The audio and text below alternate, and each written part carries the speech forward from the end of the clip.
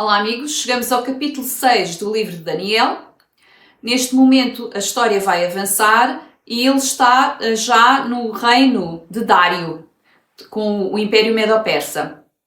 Daniel, este jovem que estava prisioneiro vindo de Judá, do reino de Judá, tem agora aqui muitas aventuras porque ele mantém-se fiel a Deus. Vamos aqui começar com a introdução. Lembrando a estátua do sonho de Nabucodonosor, ele era a cabeça de ouro e agora o reino Medo-Persa são os braços de prata, o segundo reino. E então, aqui no reinado do rei Dário, vamos agora avançar. Começando agora no capítulo 6, diz assim: Dário achou por bem colocar sobre o reino 120 príncipes, os quais deveriam estar sobre todo o reino, e sobre estes 3 presidentes, dos quais Daniel era primeiro, para que os príncipes pudessem prestar-lhes contas e o rei não tivesse nenhum dano.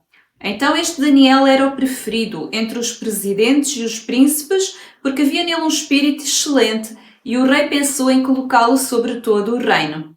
Cá está o nosso Daniel, já numa posição de destaque novamente.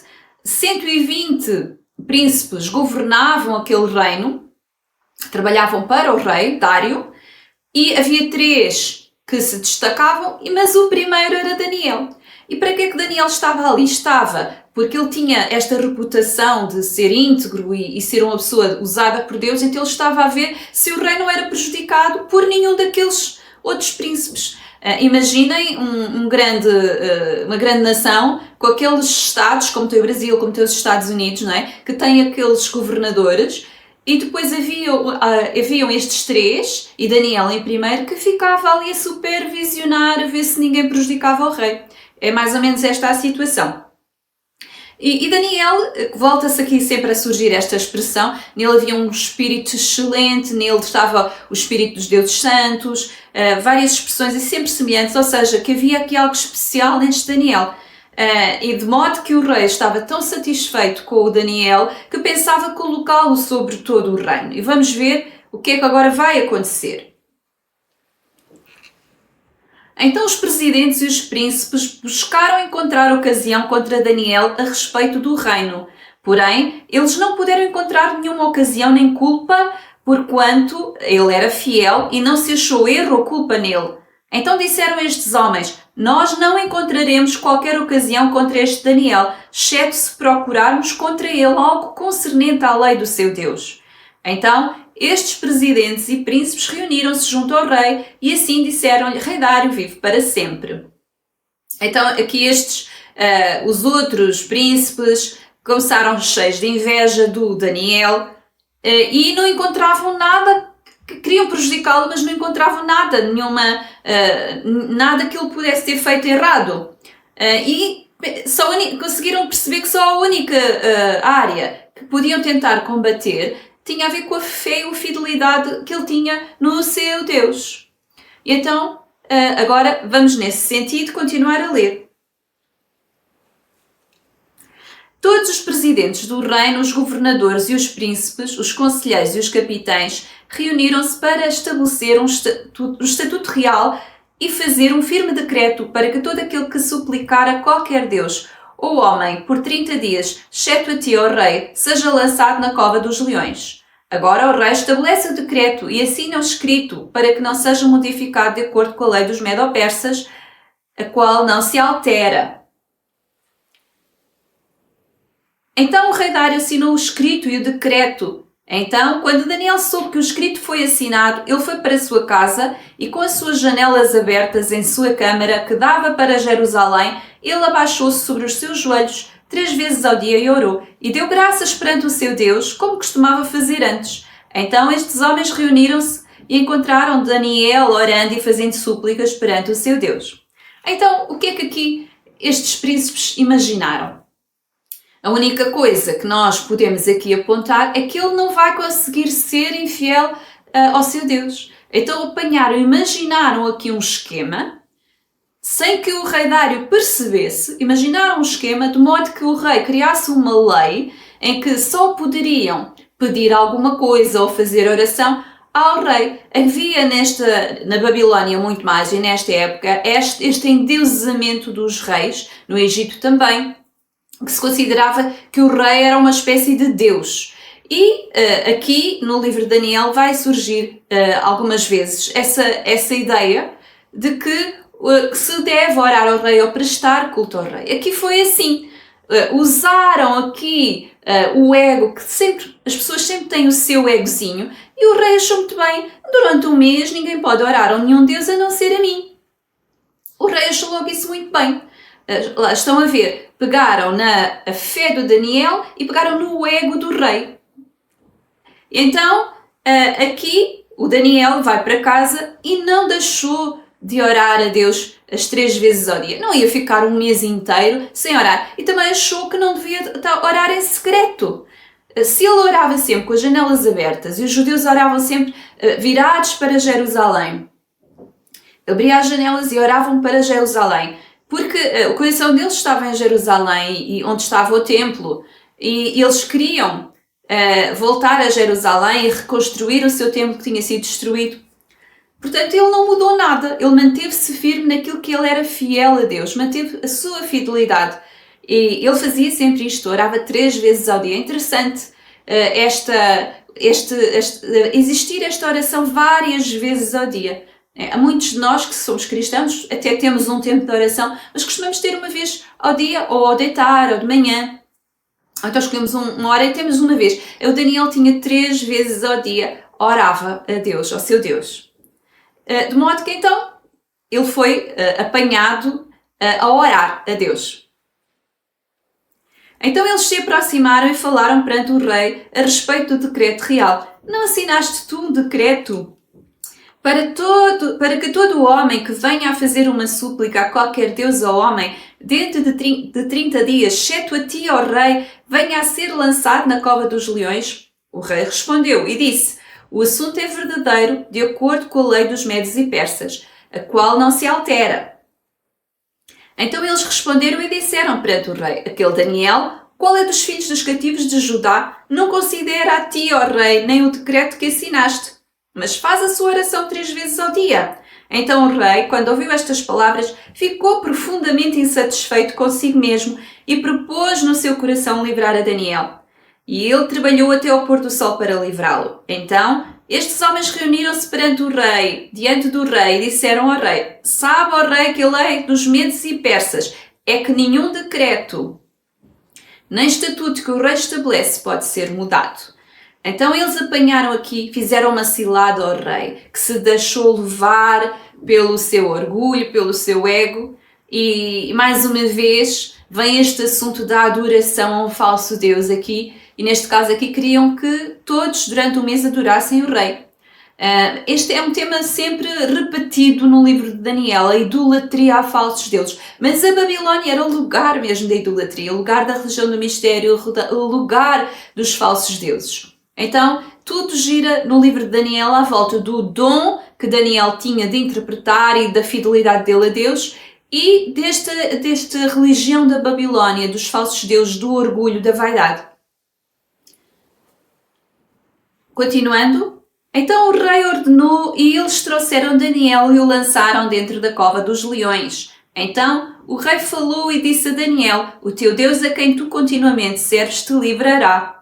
E uma pedra foi trazida e colocada sobre a boca da cova, e o rei a selou com o seu próprio sinete e com o sinete de seus senhores, para que o propósito não se modificasse concernente a Daniel. Então o rei foi para o seu palácio e passou a noite jejuando. Nem foram trazidos os instrumentos de música perante ele, e apartou-se dele o sono. Esta situação é um paralelo também com o que aconteceu com aqueles 3 jovens na fornalha de fogo ardente. Eles também se recusaram a adorar a estátua, o ídolo que tinha sido construído, e aqui foi o Daniel que se recusou a adorar o rei em vez do seu Deus. Ele não ia estar sem orar a Deus, a fazer as suas orações diárias, porque ele era um servo de Deus, que era chamado o servo do Deus Altíssimo. A palavra é lá, aqui neste língua aramaica, desta porção do livro de Daniel, que tem hebraico no início e no final, e no meio aramaico usa este nome Elá, que aqui é traduzido por Deus Altíssimo. Então ele era servo do Deus Altíssimo e olhavam para ele como tendo um espírito dos deuses santos, um espírito excelente, porque ele orava. Estas coisas não acontecem do nada, as pessoas não manifestam Deus para os outros do nada, é porque a pessoa busca, e quando a pessoa busca, Deus dá. Então, o rei foi, imaginem-se, o rei foi jejuar, não comeu, nem dormiu. De alguma maneira ele sabia que espiritualmente isso tinha algum impacto. Nós cristãos também somos ensinados nos Evangelhos, no Novo Testamento em geral, que o jejuar e orar é uma forma também de abrir caminho aqui para que a manifestação de Deus aconteça na Terra. As coisas não acontecem só assim do nada. Mesmo Jesus orava durante a noite. Mesmo Jesus jejuou. Se Jesus jejuou e orou, muito mais nós. Então este Daniel, certamente o Daniel também fez alguma coisa, mas orar ele já orava. E este rei jejuou, não dormiu, e aquilo esteve assim, dá-me a ideia que ele pediu de alguma forma também a Deus, este Deus de Daniel, que o ajudasse. E continuando, então o rei levantou-se muito cedo pela manhã e foi apressadamente até à cova dos leões, e quando ele chegou à cova gritou com uma voz angustiante por Daniel.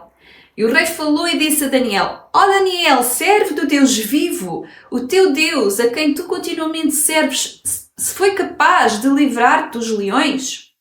Então disse Daniel ao rei: Ó rei, vive para sempre. O meu Deus enviou o seu anjo e fechou a boca dos leões para que não me ferissem, visto que perante ele encontrou-se inocência em mim e também perante a ti, ó rei, não tenho feito mal algum.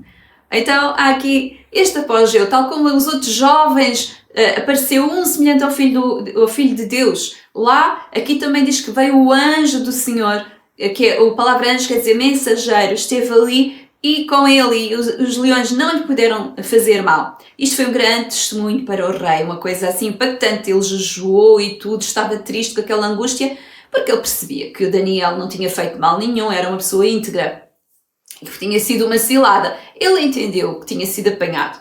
E então é bonito aqui estas expressões: o servo do Deus vivo, o teu Deus. Mesmo assim, o rei dizia o teu Deus, ainda não tinha assumido que esse Deus podia ser Deus dele. É interessante, há sempre estes reis na história de Daniel, põem-se de fora. Não há uma entrega a este Deus de Daniel, continuam sempre a achar que é o Deus dele. E muita gente vive assim, quando têm um problema, pedem a alguém que peça a Deus por eles. Não vão eles abrir o coração perante Deus. Pedem sempre a alguém porque acham que Deus é o Deus de outros. E a verdadeira conversão e aquilo que muda quando vem Jesus e Yeshua é mesmo que a relação tem que ser pessoal. Cada um tem que se arrepender dos seus pecados, cada um tem que servir ao Deus vivo, cada um tem que orar. Cada um tem que nascer de novo, diz Jesus a Nicodemos. Então isto é um relacionamento pessoal. Este rei não entendeu isso. Continuando, então o rei ficou extremamente contente por ele e ordenou para que eles erguessem Daniel para fora da cova. Então Daniel foi erguido da cova e nenhum tipo de ferimento encontrou-se nele, porque ele acreditou em seu Deus. E o rei ordenou e trouxeram-lhe aqueles homens que tinham acusado Daniel e foram lançados dentro da cova dos leões. Eles, os seus filhos e as suas esposas, e os leões tiveram domínio sobre eles e quebraram todos os seus ossos em pedaços antes que chegassem ao fundo da cova. Então o rei Dário escreveu para todo o povo, nações e línguas que habitam em toda a terra: paz vos seja multiplicada. Eu estabeleço um decreto pelo qual em todo o domínio do meu reino homens tremam e temam perante o Deus de Daniel, pois ele é o Deus vivo e imutável para sempre, e o seu reino não será destruído, e o seu domínio durará até ao fim. Ele livra e resgata, ele opera sinais e maravilhas no céu e na terra, aquele que livrou Daniel do poder dos leões. Então este Daniel prosperou no reinado de Dário e no reinado de Ciro o persa. Já está a falar no outro rei que virá a seguir. E então mais uma vez o Daniel teve aqui uma experiência extraordinária porque se manteve fiel. E eu tenho dito sempre que nós vivemos na Babilónia. Muitos de nós já nascemos da Babilónia. Neste mundo onde todas estas coisas, idolatrias, fala-se de Deus, mas é o Deus de alguém, o Deus da religião. Muitas pessoas, até que se dizem cristãs, não são convertidas. Não conhecem, é o Deus de alguém. Tem alguém que é uma referência, é o Deus dessa pessoa, como este rei. E este Daniel, ele creu que Deus o livraria. É interessante aqui, mas ele estava disposto. Os jovens que foram para a fornalha também disseram: se Deus me livrar, livrou, mas nós não, se não livrar, não livrou. Nós não vamos desobedecer a Deus. No caso de Daniel e dos jovens, Deus interveio mesmo e honrou esta fidelidade que eles têm. Agora, só queria deixar aqui, tenho meditado, quando às vezes ouço pessoas a fazerem orações, até pregadores, e às vezes depois em reuniões, no final, as pessoas vão orar pelas pessoas com problemas e usam muita expressão: Deus pode curar-te, Deus pode resolver o teu problema, Deus pode te libertar, Deus pode tudo o que tu pedires, Deus pode. Mas fé não é acreditar que Deus existe, o diabo também acredita que Deus existe. Fé não é acreditar que Deus pode, porque claro que se a pessoa acredita que Deus existe, Deus pode tudo. Acreditar que Deus pode não é fé, ou se é alguma fé, uma fé muito pequenina. A diferença é quando a pessoa acredita que Deus faz. Em Hebreus 11 diz lá que fé é um fundamento, é algo que se vê, nós vemos no invisível antes de se tornar visível no mundo material. Então é eu crer antes de ver. E eu crer que Deus faz, não é que Deus pode fazer. Quando Jesus curava alguém, quando Jesus agia, ele sabia o que é que o Pai queria, ele sabia qual era o coração do Pai e a vontade do Pai, ele agia nisso. Ele nem orava: eu acredito que Deus pode. Não. Ele dizia, ele exercia a sua autoridade, ele sabia o que é que Deus queria fazer e fé é acreditar que Deus faz, não que Deus pode. Porque até o diabo sabe que Deus pode, não é? Mas quando nós estamos nele, ele está em nós, as suas palavras estão em nós, nós acreditamos que ele faz.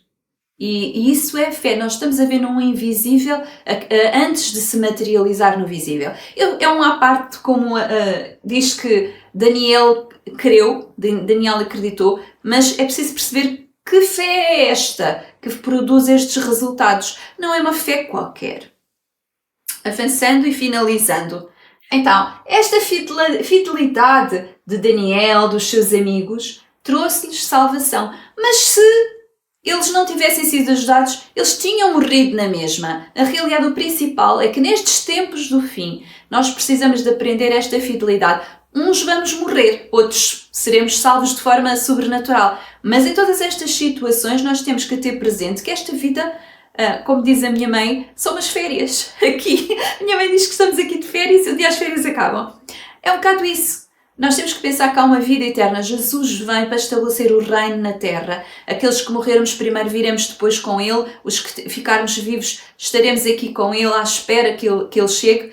E temos que permanecer fiéis. Eu li o Apocalipse ontem e está lá diversos textos com pessoas que foram mortas por causa do testemunho de Jesus. Nós temos que estar dispostos, como este Daniel e como os seus amigos, a passar por tudo e a não negar a Jesus. Manter-nos fiéis, a continuar a nossa oração, a continuar o nosso testemunho até ao fim.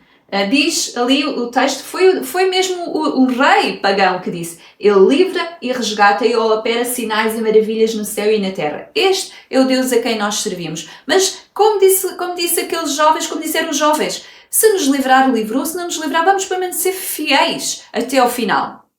Eu tenho a certeza que aqueles que permanecem fiéis, que têm esta fé como Jesus ensinou, que era esta fé de Daniel, mas de Jesus ainda amplificada, vamos ver muita coisa extraordinária acontecer. Então deixo-vos esta exortação e terminamos aqui. No próximo vídeo já vamos entrar naquelas visões dos sonhos de Daniel, dos animais, aquilo mais profético. Esta história é contada muito às crianças, mas é uma história que ficou, que Daniel registou e devemos perceber aqui o que é que transmite para os nossos dias. Então, finalizando, deixo-vos aqui 2 livros. Como eu digo sempre, podem fazer download do site gratuitamente. Em papel está com valor mínimo, então os e-books estão mesmo em cêntimos. Podem comprar se quiserem ou fazer download. No caso do e-book, podem fazer download, nem precisam mesmo, porque é igual. Em papel estão na Amazon muito baratos. Podem ver aqui no site, tem a informação toda. Estes 2 são interessantes. Este fala muita coisa acerca de uns textos de Apocalipse que são interessantes percebermos. Falam muito sobre o significado da salvação, das crianças. Tem temas interessantes. E o outro tem a ver com as grandes teofanias, grandes visões. Fala dos querubins, compara os querubins das diversas visões, o carro de Deus. É interessante. E finalizamos. Continuem a ler o livro de Daniel. Vamos avançando. A partir de agora já vamos começar a ver visões e profecias ligadas mais à estátua de Daniel. Que Deus nos ajude a entender e a saber ligar à história e aos dias de hoje. Até ao próximo vídeo.